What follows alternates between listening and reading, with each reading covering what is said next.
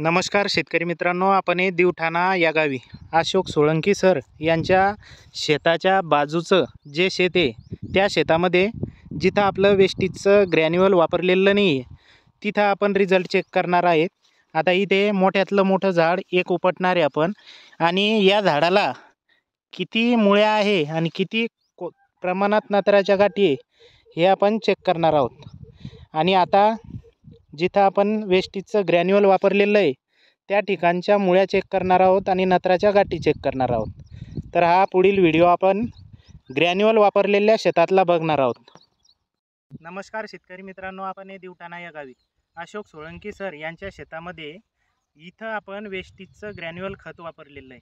तर त्या ग्रॅन्युअल खताचा कशा पद्धतीनं रिझल्ट येतो, ग्रॅन्युअल खत काय काय काम करतं, तर ग्रॅन्युअल खत हे शेताचा सेंद्रिय कर्ब वाढवतं, पांढऱ्या मुळ्यांची संख्या वाढवतं आणि नत्राच्या गाठी वाढवतं।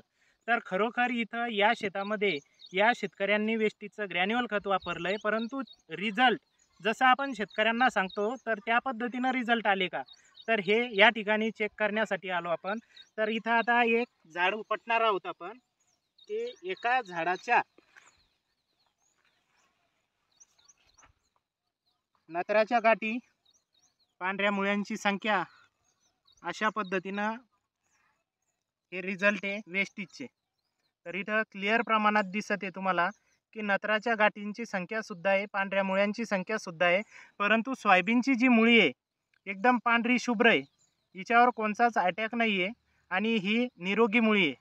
आणि जो अगोदरचा व्हिडिओ बघितला यांच्या शेजारच्या शेतातील, तर हे दोन झाडं तुम्हाला ग्रॅन्युअल खताचे, हे इथं या शेतामध्ये ग्रॅन्युअल वापरलेलं नाही आणि या शेतामध्ये ज्या शेतामध्ये वापरलेलं आहे त्या शेतामधील झाड आहे आणि जिथं वापरलं नाही तिथं हे झाड आहे।